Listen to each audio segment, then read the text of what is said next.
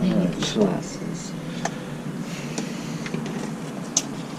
Kit Kat bar. Kit Kat. What would you do for it? Oh no, that's a Klondike, huh? Klondike. What'd you do? Never mind. I'll take a Klondike too. Okay, well, we'll look into those. My favorite new commercial Alright. is the guy that pounds the Kit Kat into place and then the other half of it falls down and he just goes. Anyway. Okay, so welcome to Our Road to Camelot. We are, along with everybody else, we're kind of hunkered down a little bit. A little bit? And we're going to talk. We're hunkered down a lot. You know what? I'm making the point that this is not going to be about the virus. No. And you'll find out what it's about right after this.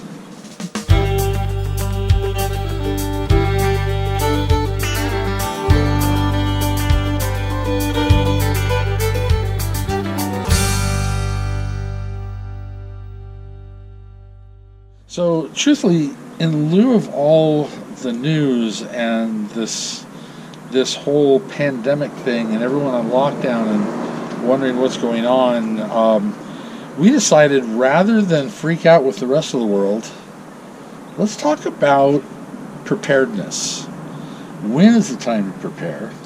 Mm-hmm. When is the next time to prepare? And the fact is that disasters happen all the time at various levels. This is the first time that I can, in my lifetime, our lifetime, that it's happened on a global level. Yeah. I think you probably would have to say World War II was the only other time that they faced something quite like this on a global level. Yeah.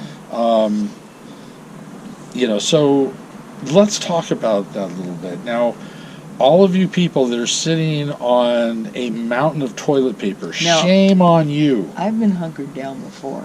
Yeah.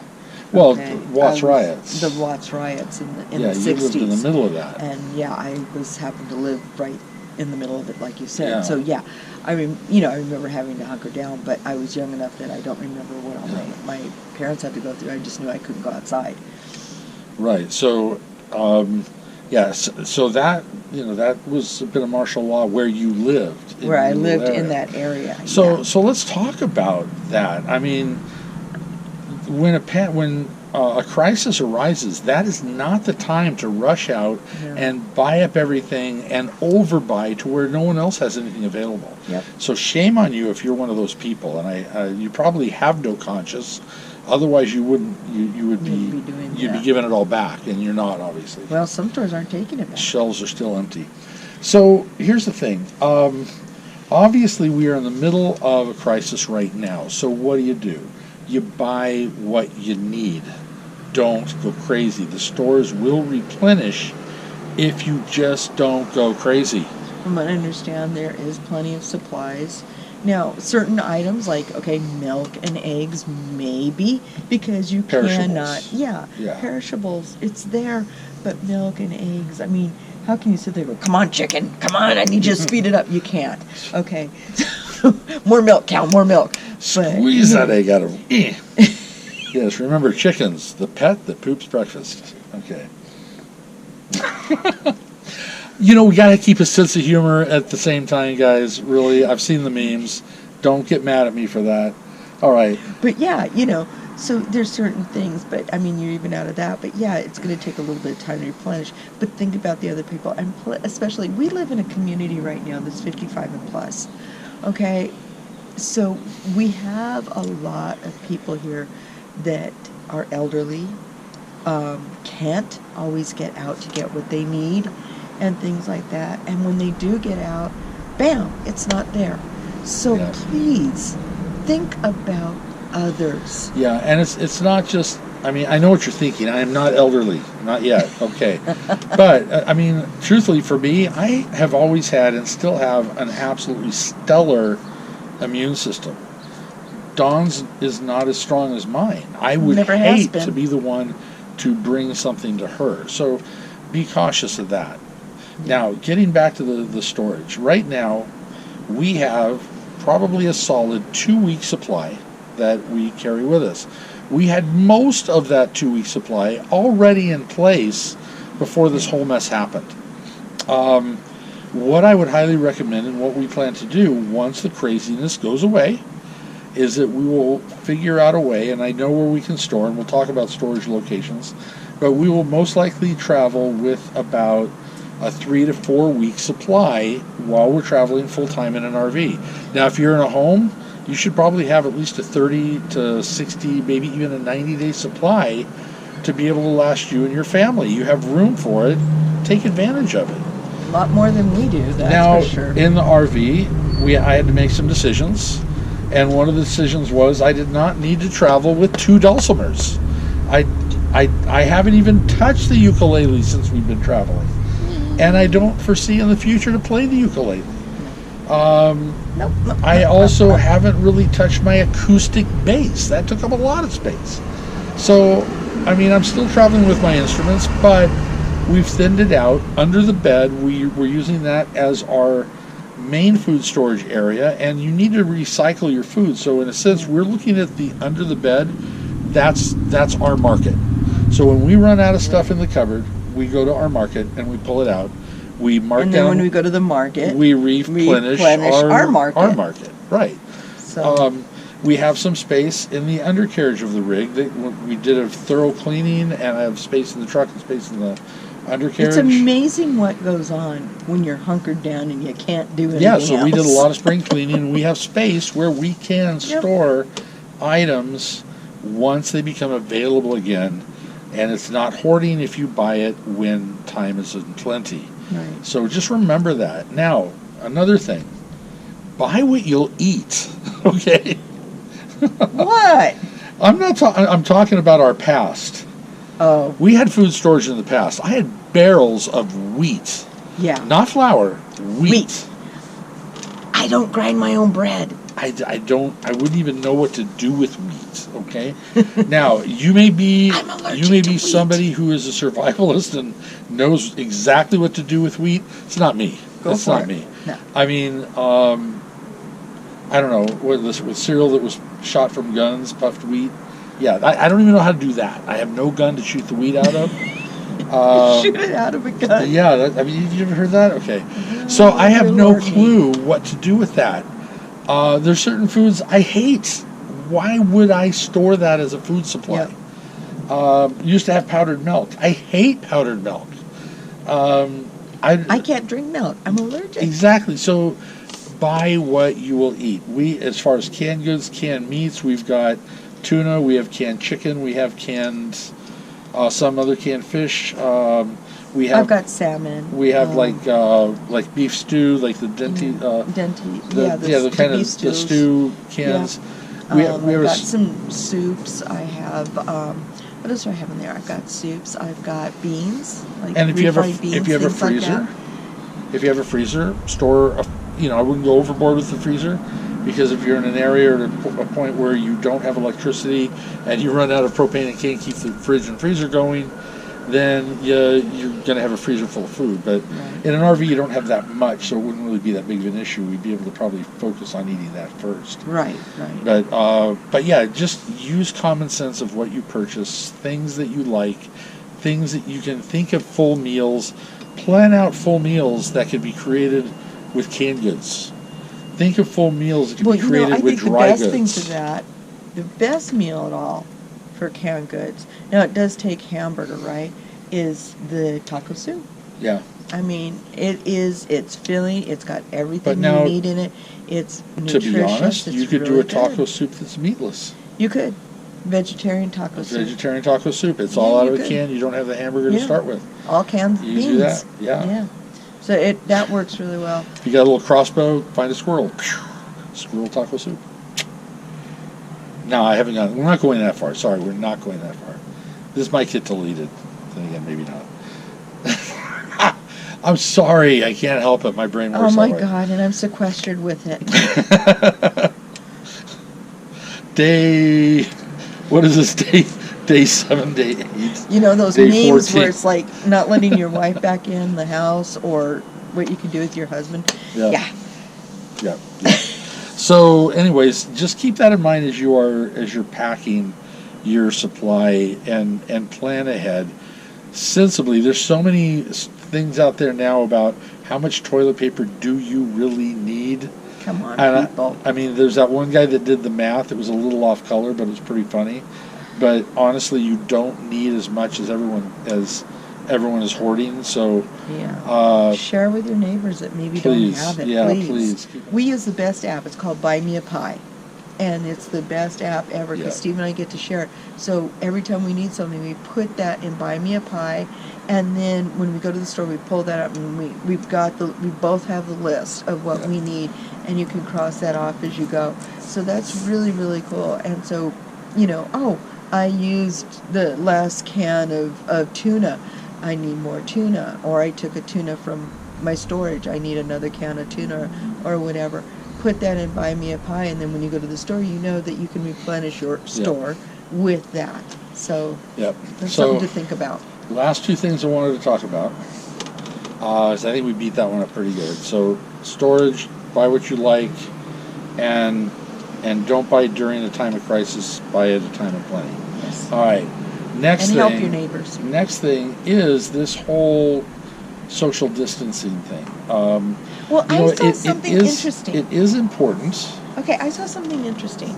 And I don't remember who posted it. It was one of the agencies. And basically what they're saying is they were changing it from social distancing to physical distancing. Because when you say social, that could be anything. Like what we're doing with you guys right now. We're on social media. Okay? And so we're not... So sit 6 feet away from that screen. Sorry. Again. Go ahead. Okay.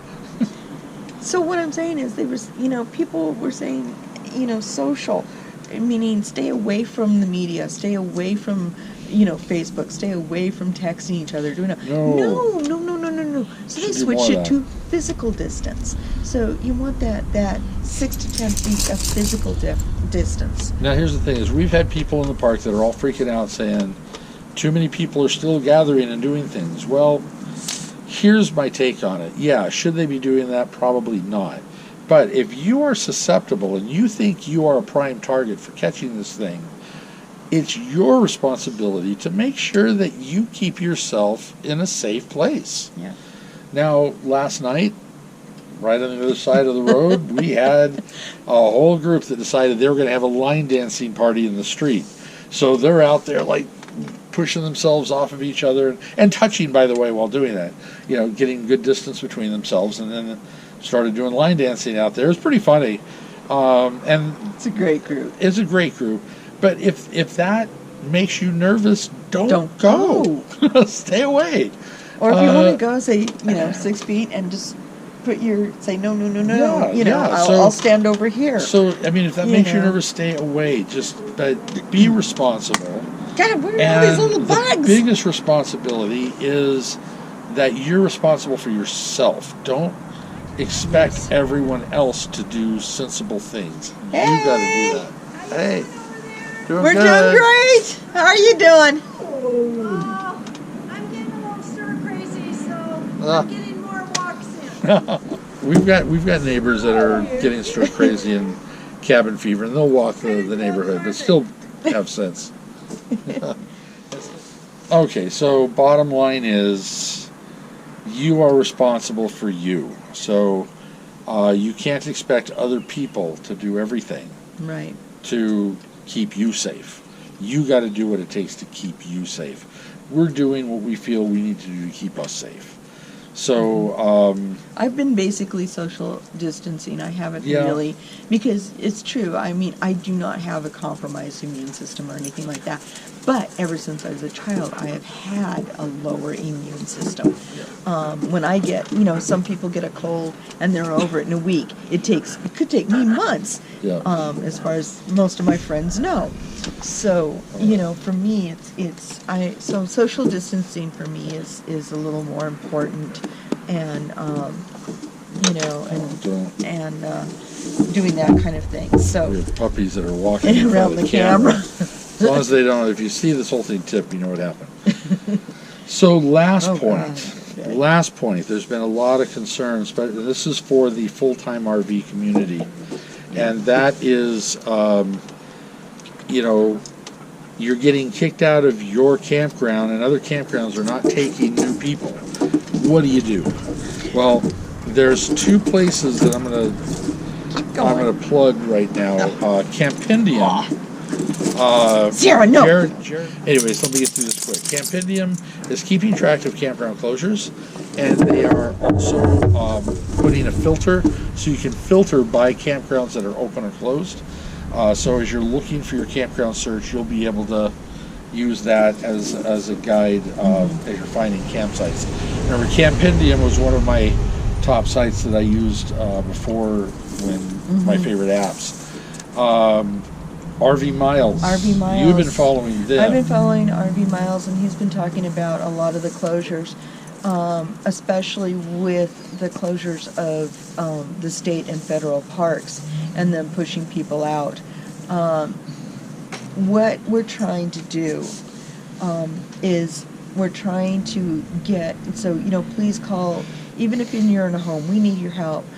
Call your senators, call your congressmen, call these people, let them know to make sure that these campsites remain open and make them essential businesses, because it's not just the weekend camper. There are people that live like us in their RVs full time. There are people that are snowbirds that need to try and get home. Yeah.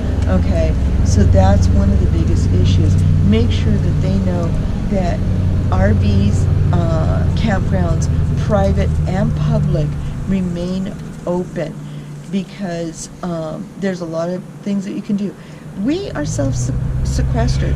We're self-contained. We are self-contained. Yeah. We don't need all this. They open up the parks and all this for hundreds of hikers and other people, and I'm not putting any people down, but you guys are all out there. We can sit in here and be quite comfortable and have everything we need. All RVs and campers can do that. So, at least the full-timers. I mean, they're the ones that really need this. And when they're getting kicked out of where they're at, now suddenly you've got a population that is traveling from place to place. They have no place to go. And you're spreading this more. And that would actually cause more Exactly. trouble, more it can cause more problems. So what we need is we need them to understand, please, please, please, please keep these. And the thing is, it's not just full-time RVers. We've got traveling nurses and doctors and people like that use these, okay?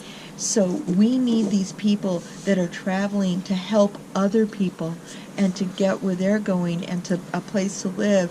Like, we're hunkered down right here, and I know we can stay here as long as we need to. That's not a problem. Well, now here's the thing. Cal-Am just announced, though, the park that we're at, they're not taking any new reservations. Wow, They're did not know that. They're not taking new reservations. If you have already made a reservation, they will honor it. They will not let you just drive, even though we have plenty of open sites. You cannot just drive up. Yeah. You can't just drive up if you. Yeah. Because once again, you're bringing in something you don't know where these people have been, and you're going to ask them to stay in their. I do too, but you're going to ask them to stay in their RV for 2 weeks and not come out. That can be really tough. I get it. I understand it. If I thought I was sick, I would definitely be in my RV. I wouldn't be, out. But it's nice to be able to just, even though we can't do a lot, we're basically shut down as a resort. We could sit out here. Steve sat out the other day and was playing his keyboard, and people were coming by and listening. Keyboard and guitar. I'll have to show that one off. Yeah. So that was kind of neat, because it's also keeping people's spirits up. We had the church choir. Some of the ladies from the church choir were out there singing. So, wandering around and just singing. So, you know what? It's wonderful that we can do that. And at a distance. At a distance, and keep people's spirits up, So that is a good thing. But, as far as travelers go, all of our Canadian friends here had to leave. And luckily they were able, as far as I know, they were able to get home okay. I had one lady say, no, she's not going to Canada. She was going to, I forget, New Hampshire. I don't know where she's going. But she was in New Mexico, and said all of the rest stops were closed and blocked off. Because you were saying, some rest stops have, like if we needed to dump, where are we going to go? Some rest stops do have a dump site for RVs, but If they it's block them closed, off yeah. if they're closed. You can't get in. So once again, there we're having an issue. So, please, please, please talk to your senators, your congressmen, whoever you need to keep get these this open. campsites Keep it open. especially for the RVers. It's really important. All right, so that will probably be it for this episode. Sorry that it Rambled. rambled. And It was not one of our... interrupted. But I got a feeling it's important information. Yeah. You got to be prepared. I mean, there's disasters happening and can happen all over the place. So you just be prepared so you can survive for a number of weeks if you have to before you get to a location where you're able to restock. Right. Not only are you preparing with food, you need a certain amount of water for so many days. Medical supplies, bandages, Band-Aids. Once again, what are you comfortable using? I wouldn't have a defibrillator unless you really know how to use it. I don't know. Yeah, so there But you that go. doesn't mean I'm going to have one. No. So yeah, just be sensible of what you carry with you. Hit that subscription button. We need subscribers. Have your friends subscribe. Get your dog to subscribe. We need subscribers. We do. I mean, Well, the dog can communicate with Atka and Sierra then, maybe. subscribe. Okay. And When you want to know when we post again, hit that little bell and let you know when our next post comes up. Yep. And that's every Sunday at 2:00. So I think we covered it all that we needed to cover. I can't think of anything else right offhand. Just make sure that I'm you're sure we prepared and could, ready but, to go. Well, I could get into talking about solar and generators, but we'll save that for another episode. Maybe next week. Okay, so that's it. Safe travels. Cilantro.